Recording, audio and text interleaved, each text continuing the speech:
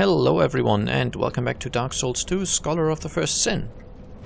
I should probably rest. I made myself human again after that death last time, but you have not missed anything else. I will, unless I know a section's going to kill me quite a bit, I'm probably going to make myself human after every single death. And you there, you are still annoying.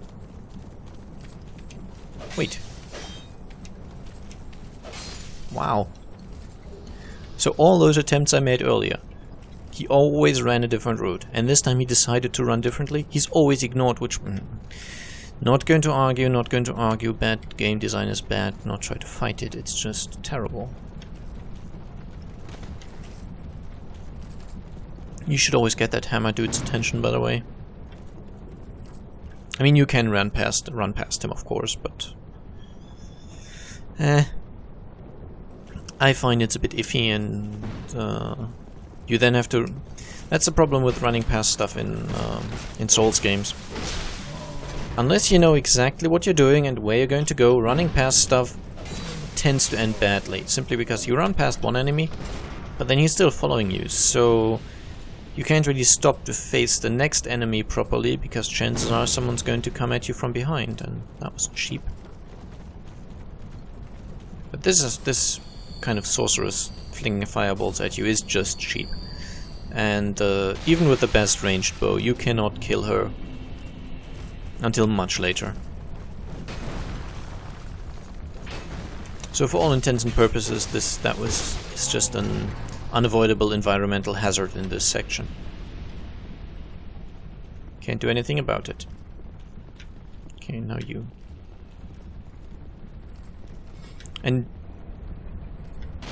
there's no real reason to do this, what I'm doing here, but wow. And that's why I tend to stay outside and not move through the poison stuff. It's kind of something I do in Dark Souls 1 as well, in Sense Fortress. It's just incredible fun to use environmental features designed to hassle the player, and instead basically use them to hassle the enemies. That guy dropped something. I want it. It's a Titanite shard. Careful, someone's gonna drop down. Funnily enough, he drops down from a height where he takes a bit of fall damage. It's kind of... I don't know. It's funny that that is the case. Oh yeah, I was gonna show you something actually, which is just meaningless fan service. There's no reason why this is here except for we need to appease the fans of the base game. Was it here? I think it's here. So these tunnels, I mean, they look fairly bland. You could have tunnels very similar to these in games 10 years older than Dark Souls 2, but anyway. And here, for no lore reason at all, is the statue of the Sun Bros from Dark Souls 1, and the whole Praise the Sun thing. Which, well, people like Praise the Sun, it's become a community joke, so we must bow to that demand, put it in the game. But where? There's no reason where the Sun Bros could possibly be meaningfully placed. It's just... there's nowhere they would really fit in. Just put them somewhere. We need everyone to be able to get off on the fact that they know where this came from. Oh my god, this is so cool. Oh dear, oh dear. Ugh. It's just... I am not a fan of fan service, basically.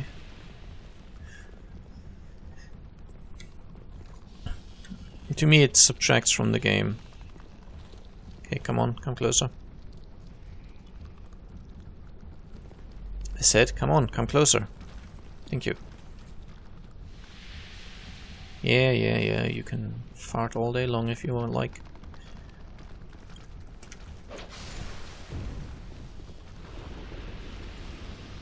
Do not let the camera troll you, it is a trolly thing. Okay, let's see if we can't do this.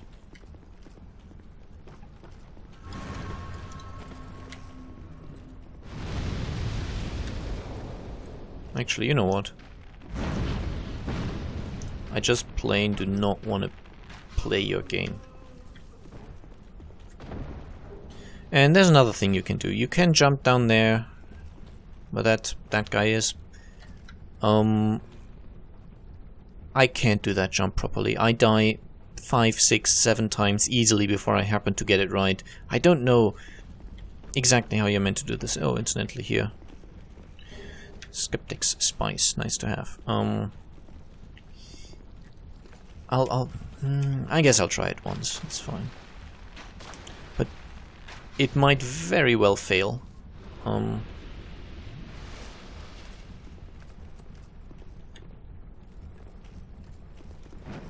Yeah. And this is just a pool of death. The problem is, if you don't angle it enough, like I did, you obviously don't jump far enough. And that was not a far jump. For some reason I got a jump that's not as far as normal. Which happens, you can't do anything about it. Speedrunners love the fact that that happens. They call them baby jumps.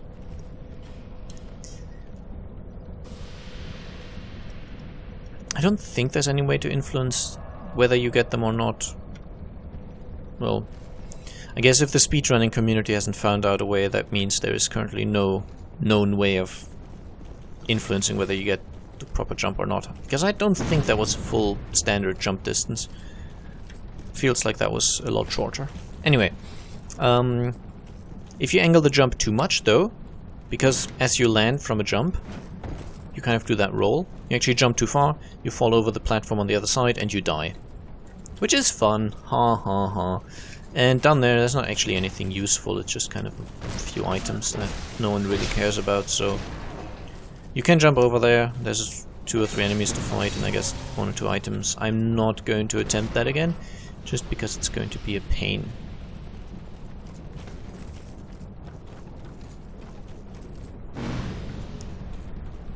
Okay, you first. And I'm not gonna make any mistakes and try to fight you in there. That's silly. I tried that last time. They have a lot more tracking on their hammer attack.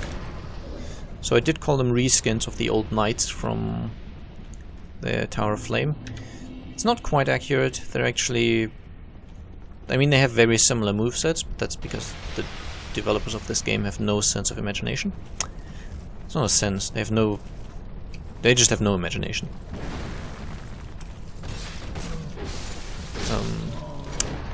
Except they are kind of like...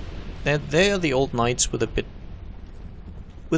extra bullshit, essentially.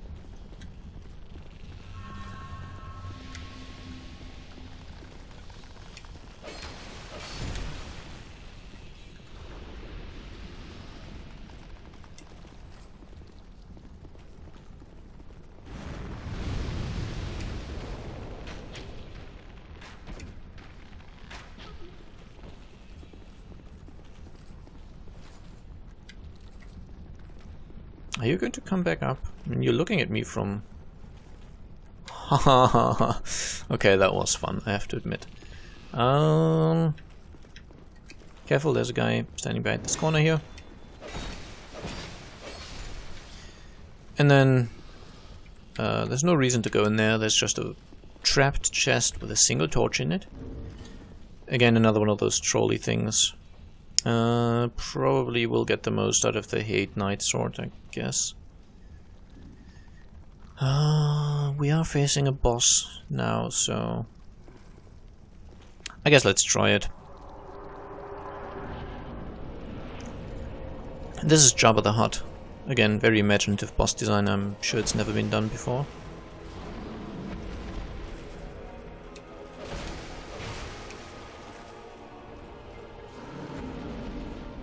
He can chain the roll attack twice, by the way, so yeah, similar to that.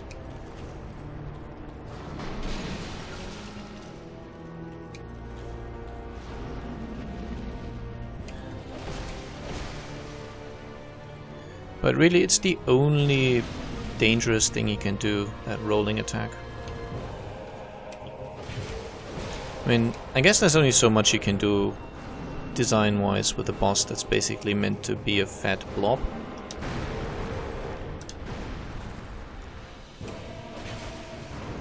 The whole Jabba the Hutt look. Oh dear. Oh, I'm okay. I think he can roll a lot further along in multiple directions, so Basically steer clear of him when he does the rolling thing. It's kind of... Don't know what that does, by the way. Never seen that attack before. Oh dear, I should not be here. That's a silly thing, silly place to be. Clearly very, very, very silly place to be.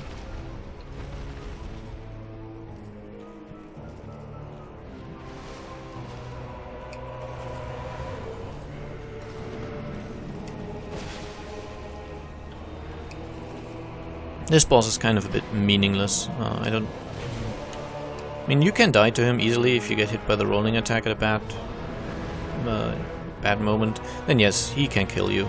It's happened. I've seen it. I've seen it happen. I've even died to him myself once.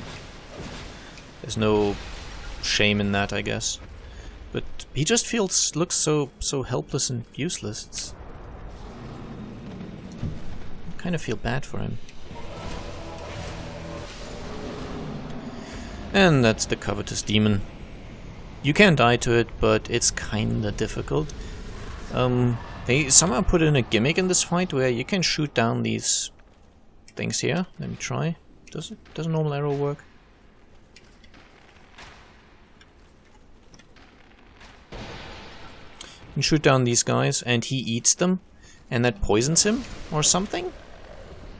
I don't know why they put this in. In a difficult fight, that would make sense, giving you kind of a unique way to deal with a boss, because in itself, that idea is great. You know, using the environment to gain an advantage over a difficult encounter, or in a difficult encounter. The problem is, that encounter isn't difficult. You don't need that gimmick. It will take longer to shoot down those things and, you know, wait for him to eat it so it poisons him. I might actually be wrong, but I'm fairly sure that's how that works.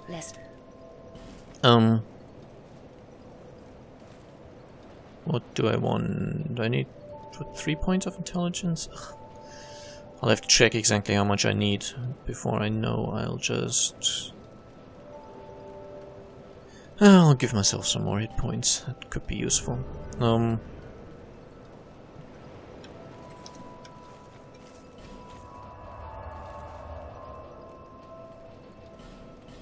Yeah, a feature like that, you'd use more time using the feature than just dealing damage normally.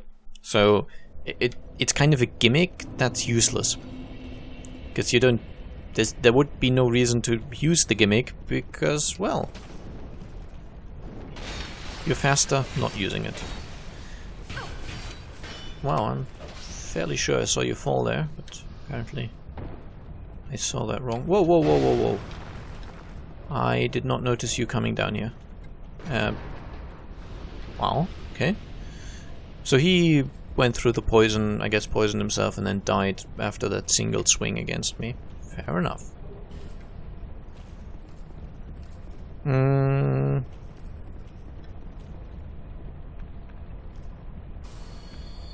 I actually quite like this part of the game. I mean, again,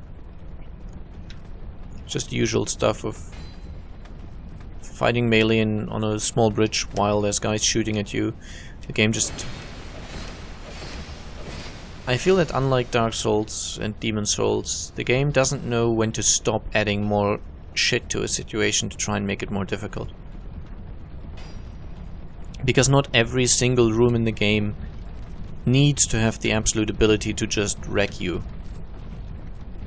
Who's that? Devotee Scarlet. Fair enough. It's perfectly fine to sometimes have situations where, well, they might be difficult, but not terribly difficult, and it's also perfectly fine to just have sections that are easy or just normal.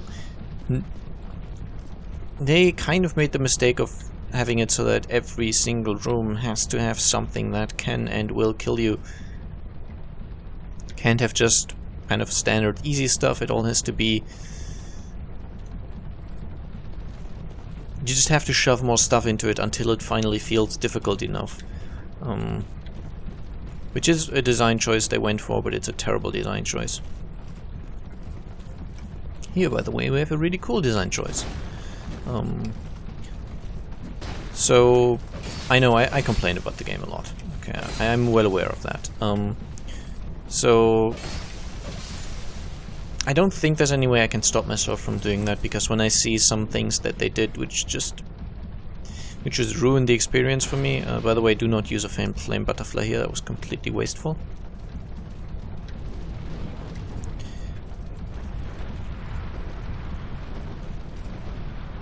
Because right here we get the next bonfire. So you could have just lit the torch there, no need for the flame butterfly.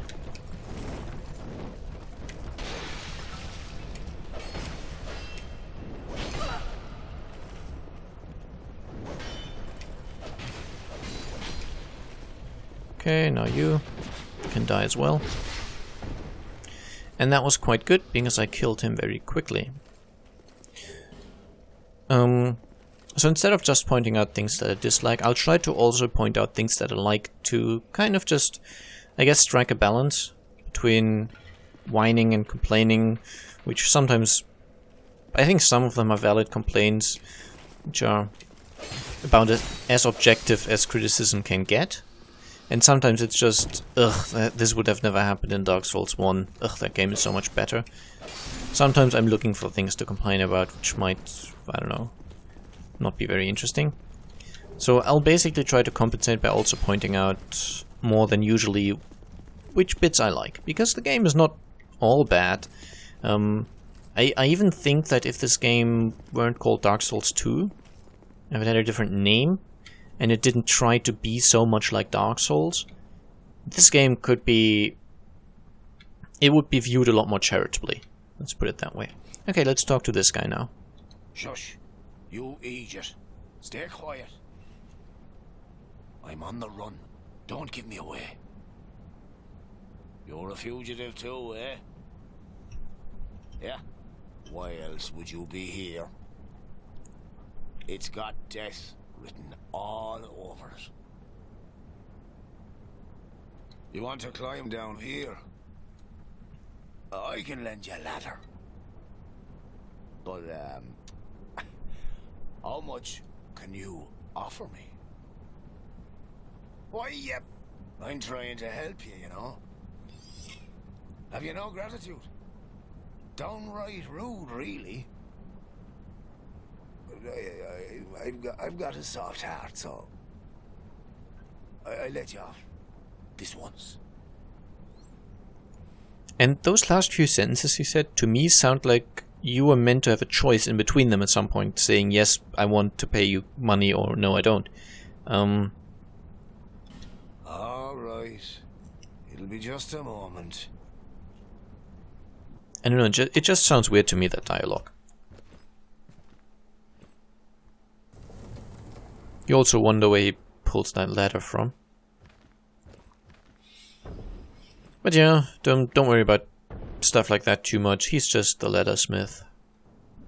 Go on ahead. I won't offer this deal twice. I think we can get some more lore if we talk to him, so I'm not going to talk to him. The lore of this game is a disjointed mess, which contradicts itself far too much, and just generally it's nowhere near as coherent as the lore of Dark Souls 1, and even that had contradictions and problems all over the place. Actually, I think I may need to talk to him enough. What is it? What do you need now? Huh? He'll eventually move to Majula.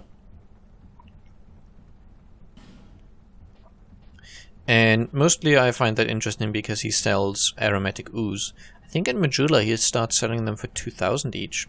So that's interesting. They're more expensive there. He also sells a ladder miniature, which I know is relevant for a quest, but let's not get into that. I don't want to do that quest. He, for some reason, sells the entire thief set, even though it's not the set he's wearing, and he doesn't... I don't think he's associated with any kind of thievery. I don't know. Anyway, let's talk to him. Have you heard? Well, apparently, there's this monster lady, right? And the poison, well, does wonders for her body. You know, health and beauty and that sort of stuff. And I thought only human women were so petty. This is actually a nice hint. It's a shame it's so well hidden, but fair enough. I just burned that windmill thing, you might remember. And by the way, that balcony where you can see the item, just to the right of the Leathersmith Gilligan line in the box. That corpse and that balcony is where the desert sorceress is standing. That's raining fireballs all the way to down there where we entered this place. It's called Earthen Peak. Yeah, I burned that windmill thing, and that basically the poison pool bonfire should now be free of poison. I think that's because of this.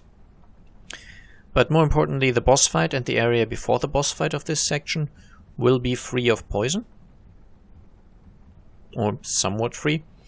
And that makes it a lot more doable, I guess. That creature, she was human once, you know? Yeah. In fact, she was wed to the prince of that nearby castle. But her husband? He had feelings for another. The princess was desperate and sought eternal beauty, hoping that it would restore the prince's affection. You see what I mean? I still like the voice acting in the game, though. They haven't changed that. I think Frog Nation did it, and they also did the... Was it Frog Nation? I think maybe they just translated. I'm not sure. Anyway, the voice acting company hasn't changed since Demon's Souls, and they have some very nice voice actors on their payroll, I guess. Before long, the princess's ire transformed her into a monster. Now, listen here. When do you think this all happened? Long ago, when this very land was called something else. We say Drangleic now, but countless kingdoms have risen and fallen on this very spot. And this won't be the last. Oh no. That damned hag just can't let her old flame go. She's going to get us all burned. Burnt with poison? What? God almighty. I'm not going to die in this dump. God, I'm not... Okay, so I think that might be the dialogue we need to move him to Majula. Anyway. The reason this door is open, by the way, you saw these two mannequins here that I fought. If you're not fast enough, one of them will just run through the door and close it. Very reminiscent of a section in Dark Souls where pretty much exactly the same thing happened. You know, that's the kind of fallback to an earlier game that I quite enjoy. Okay, come on.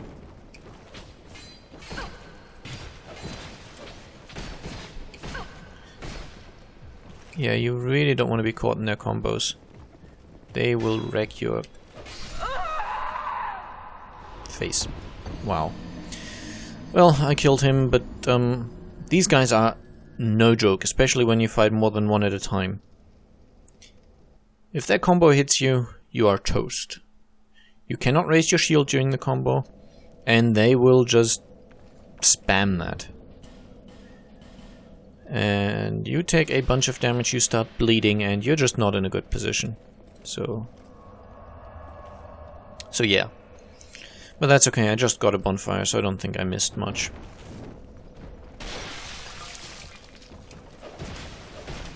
I mean, they're easily stunned, so... If you get them in one of your combos, it's kind of the same thing, which is fair, I'd say.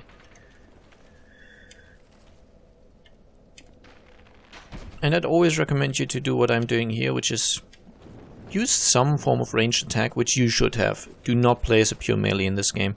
It kind of worked in Dark Souls 1, maybe in Demon's Souls as well, I couldn't quite tell. Do not, under any circumstances, try playing pure melee in Dark Souls 2. And also, where are you going?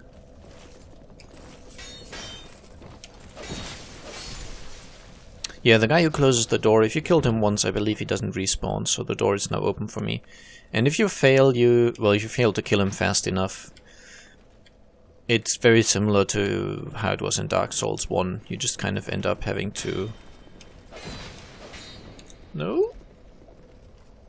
Don't fall after him. He might survive, you probably won't. He's going to come at me from behind at some point, isn't he? Oh well. Yeah, use some ranged option to either kill them up there, if you have enough range damage, or just wait for them to drop down. Nah.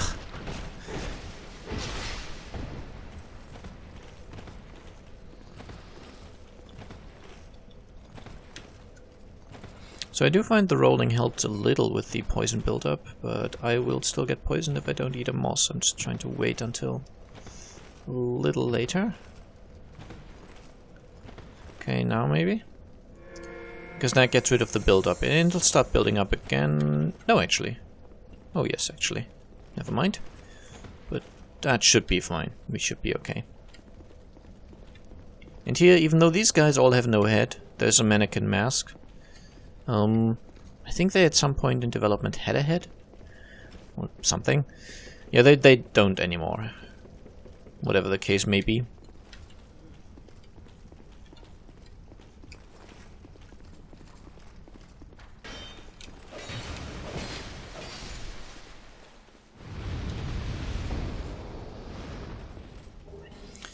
Okay, some flame butterflies, which is nice.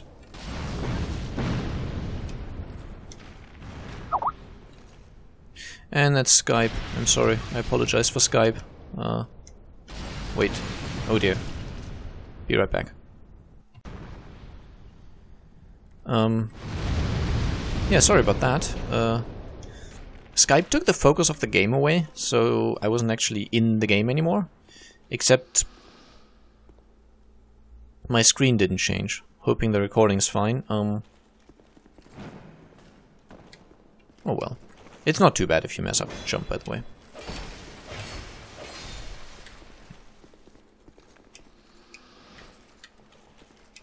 Are wooden arrows enough? No, I need iron arrows to destroy these. I mean, there's other things I could use. There's magic and stuff. So since I failed the jump, I'll have to just go at it from the other side.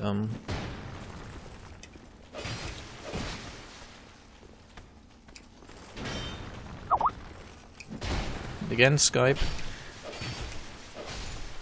I will...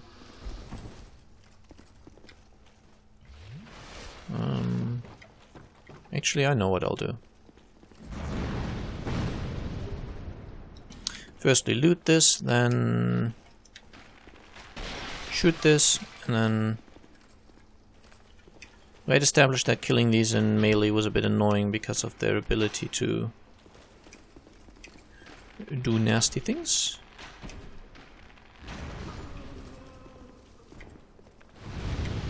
Okay, so next thing, this trap. Well, firstly, pick up the loot. They can drop dragon charms and wilted dusk herbs, and I think their entire set, the armor set. Wow. I didn't actually turn around. I just raised my shields, but fair enough. I guess it's a good point to end the episode.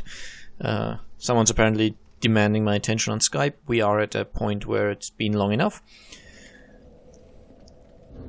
So I'll just make myself human again, and next time we'll try to do that all a little bit better. Actually, before I go, I have enough souls. I will quickly teleport to Macduff's workshop. He sells iron arrows, and I feel I might need a few more than I have.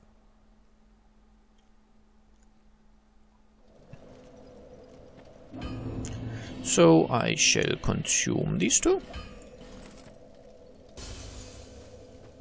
10,000 souls should be enough to buy a decent supply. Iron arrows, yeah.